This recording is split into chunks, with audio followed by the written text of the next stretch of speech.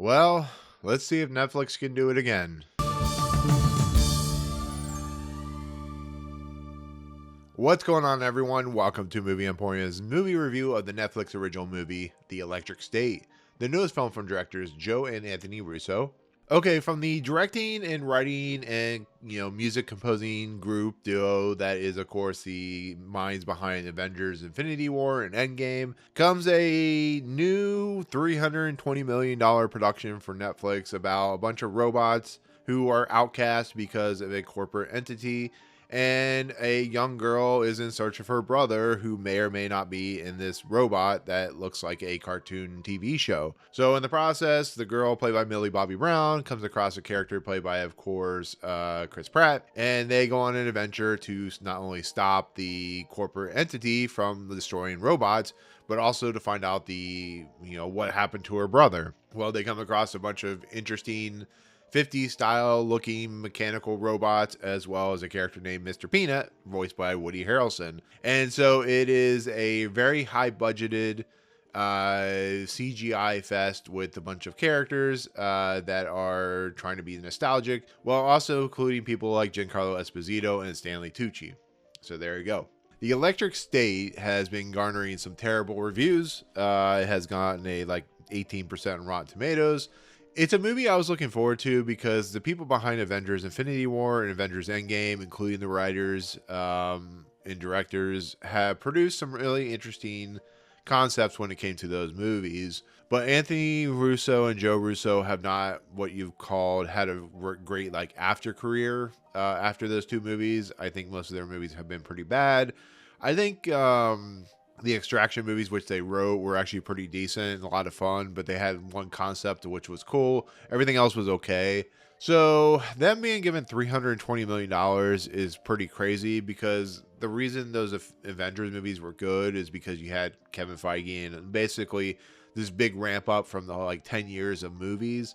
So it was going to be very difficult for them to spoil that kind of outing. I mean, they could have, but it was going to be very difficult. So here we have Netflix giving them $320 million for a movie that has no concept outside of a picture book, to be fairly honest, that it's based off of. But it does have a plethora of famous actors in it, voice actors and people like Chris Pratt, Millie Bobby Brown, who are varying degrees of actor quality and stuff like that. So with that said, I'm not trying to be so despondent on how I feel about this movie. This movie's pretty bad, to be fairly honest. I guess I should say the story is pretty bad.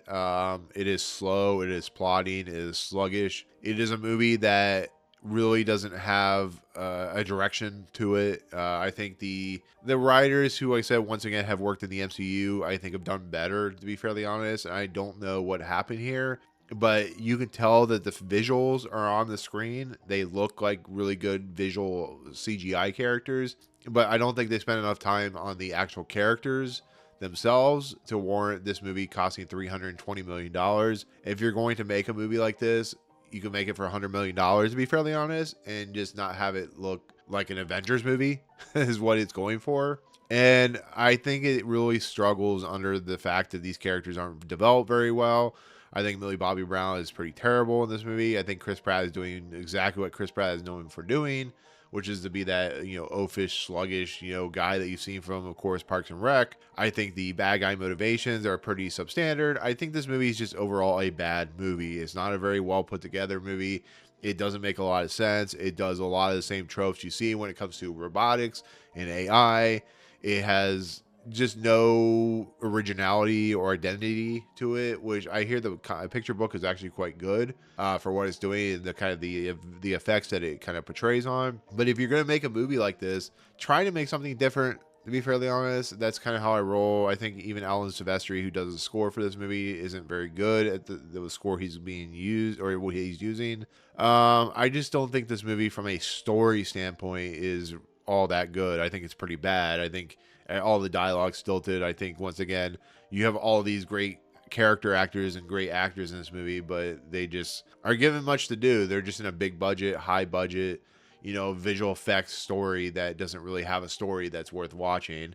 It tries to be a little bit like, Twisted Metal meets like AI, artificial intelligence, like Meet the Mitchells or whatever that movie was on Netflix, the anime movie that I really like. It really suffers. It really does. It makes it pretty bad, pretty horrifying to watch, actually. But I do have to say the action set pieces, the quality of the CGI, the look of the characters are all top notch. It does help the movie that these characters are lifelike and realistic. I think it's a little weird having Mr. Peanut as a main character because he's a ad placement for peanut, the peanut food and stuff like that. But I think the ideas of like how the robots act and what they are and how they're discarded like they are is something that AI, artificial intelligence, did pretty well in that scene with Brendan Gleeson. But I think like the Russos know how to do action. They know how to do set pieces. They know how to do visual, like things that make sense when it comes to shooting and where shots need to be angled. They've really learned they're very strong at doing that kind of stuff, and they've learned that from, of course, the Avengers movies. And like I said, you can't. The action set pieces are really easy to follow. They're not very complex.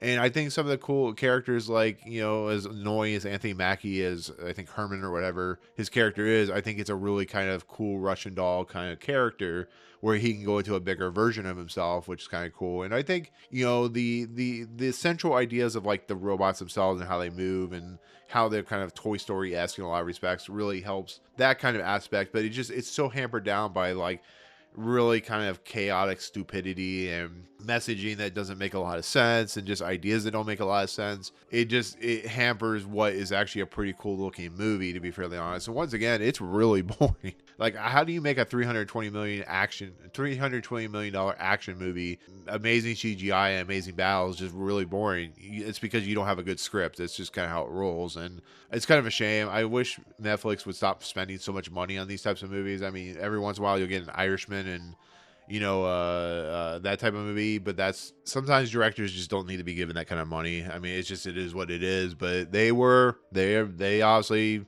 earned it from doing the Avengers movies, but it just shows that just sometimes movies don't need to cost that much money. It really is kind of a shame that Netflix is ruining their reputation from doing movies like this, but it is what it is. It'll do very well on Netflix. It'll get a lot of views and stuff like that. I mean, obviously I watched it for a reason, but I watched it for a review.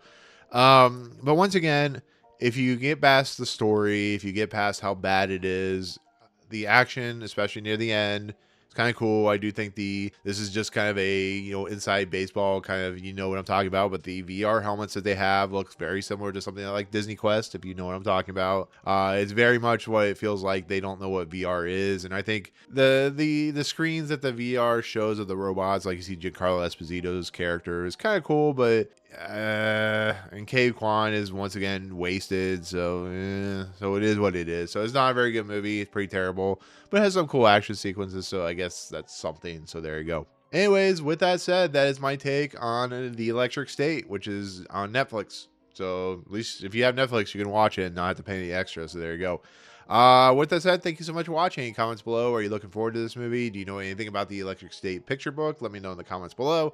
Otherwise, if you like what you see on this channel, hit the subscribe button to join Movie Emporium. Hit that notification bell at the top to find what's coming next. If you like this video, awesome. Hit that like button, and we'll see you guys on the next video. Peace out, guys.